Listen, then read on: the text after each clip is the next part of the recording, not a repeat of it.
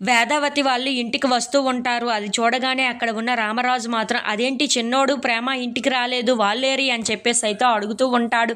ఆ మాటలు వినగానే అక్కడ ఉన్న వేదవతి అయితే మేము కారులో వచ్చేసామండి, వాళ్ళు బైక్లో వస్తున్నారు అని చెప్పేసి అయితే అంటూ ఉంటుంది. ఇంతలో ప్రేమను తీసి ధీరజ్ ఆటోలో వస్తూ ఉంటాడు. ఇంతలో ప్రేమకు బాగా అలసటగా ఉండటంతో ధీరజ్ భుజం మీద పడుకుంటూ ఉంటుంది. అది చూసి అక్కడ ఉన్న ధీరజ్ అయితే ఒక్కసారిగా షాక్ అయిపోయి ప్రేమ వైపు అలా చూస్తూ ఉండిపోతాడు.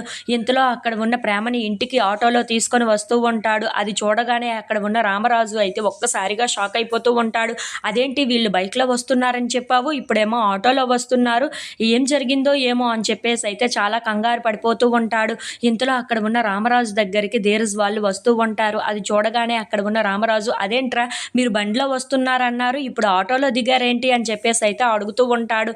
ఆ మాటలు వినగానే అక్కడ ఉన్న ధీరజ్ అయితే బండి చెడిపోయింది నాన్న, దాన్ని పక్కన పెట్టేసి మేము ఇదిగో ఈ ఆటోలో వచ్చేసాము అని చెప్పేసి అయితే అంటూ ఉంటాడు.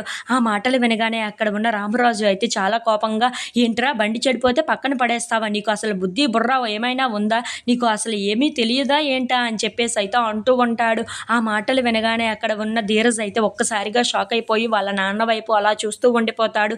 ఇంతలో అక్కడ ఉన్న రామరాజు మాత్రం బండి పాడైపోతే పక్కన పెట్టేసి వచ్చేస్తావా, దాన్ని బాగు చేసుకొని మళ్ళీ తీసుకురావాలి, అంతేకాని ఇలా చేస్తావేంట్రా, నీకు అసలు ఏమీ తెలియదురా, నీకు బుర్ర లేదురా అని చెప్పేసి అయితే తిడుతూ ఉంటాడు.